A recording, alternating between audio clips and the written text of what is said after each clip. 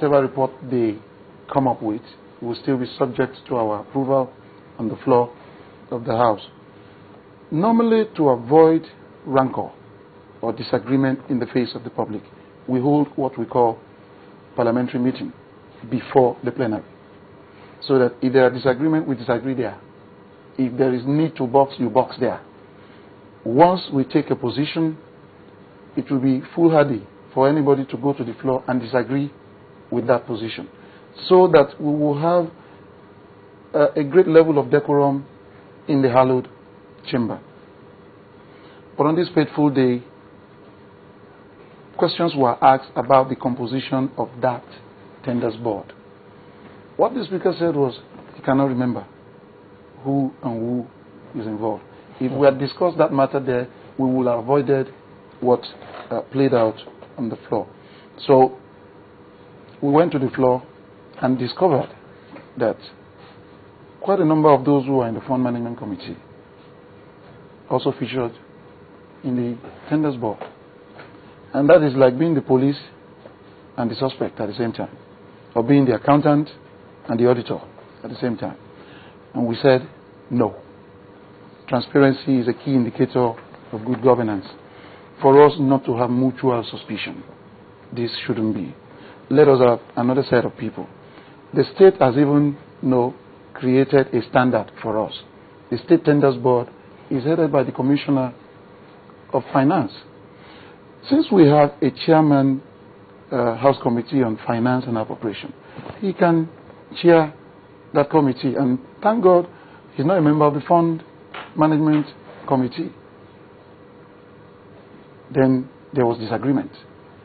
Of course, the few members of that committee, the select committee, who constituted the tenders board, also disagreed with the report being presented, that the report is not a true reflection of the proceedings at their meeting. Who presented the report?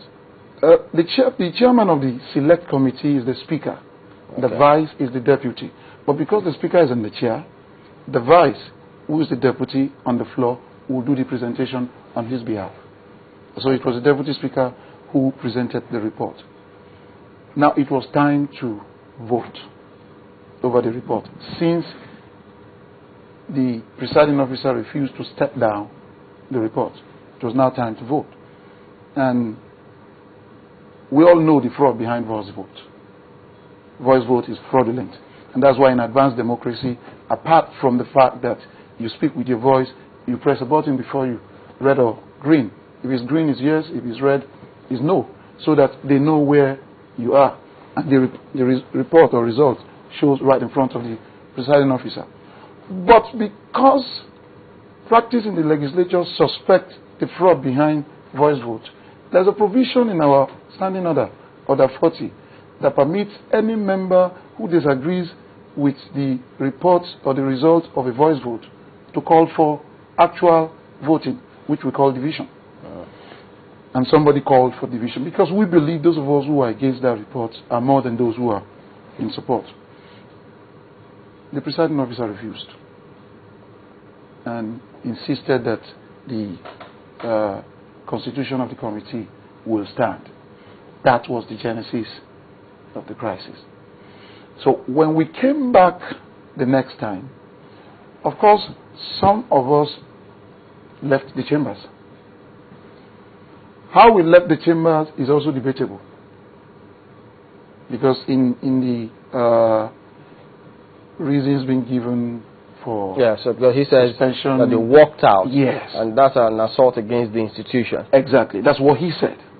So we will have asked that the clip of that leaving the chamber be called for, so that you will see how all those accused were or left the chamber.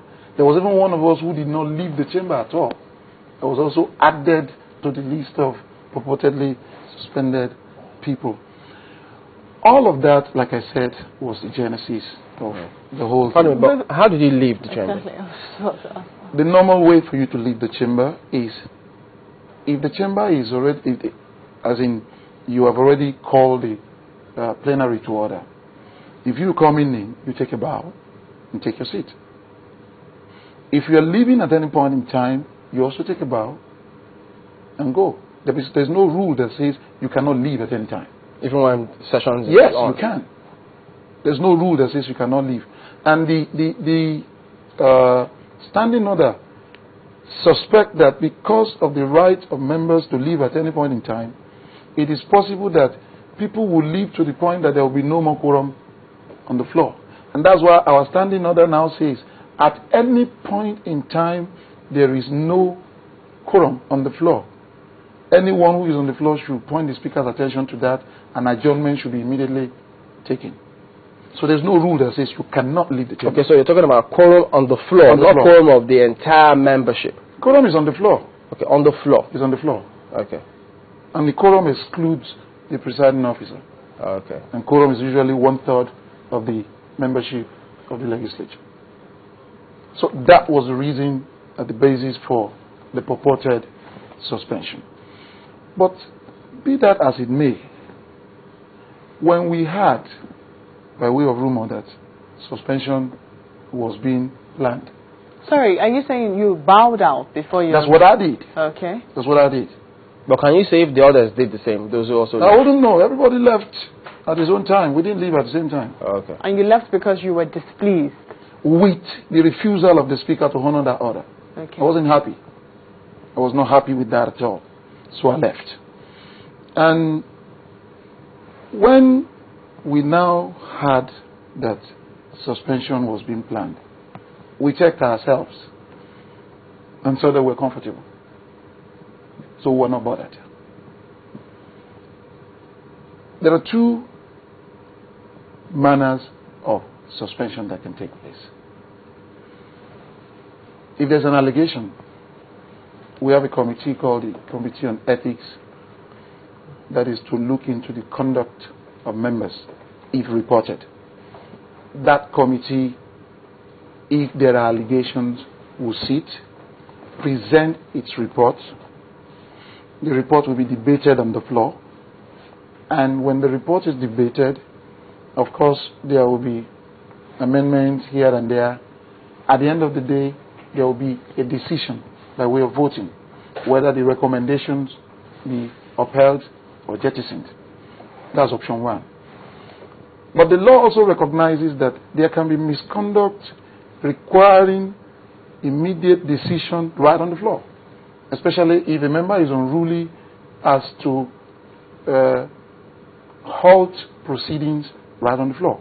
Maybe someone just stood up and began to fight another person, or he begins to shout down the presiding officer or what have you, such that proceedings could no longer go on.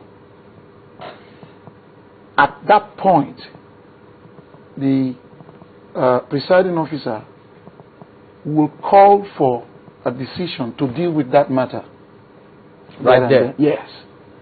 And of course, it has to also be by resolution. Members will vote. Now, that is the option two. The other one that they are not even aware of is in the powers and privileges law of the House of Assembly, wherein the Speaker can unilaterally pronounce the withdrawal of a member for a maximum of 14 days. The Speaker or the presiding officer? The presiding officer. Okay. Can unilaterally pronounce the withdrawal of an unruly honorable member for a maximum of 14 days, while the matters will now be further investigated. None of this happened. And there was a purported suspension. The honorable thing, like you rightly said yesterday, will have been that, yes, let's go to court. But the truth about court is, you have admitted that the event took place. You are now asking the court to reverse. We know that that event did not take place. And if it takes place, it has to take place based on the established due process that you highlighted? Exactly. We know that that event did not take place.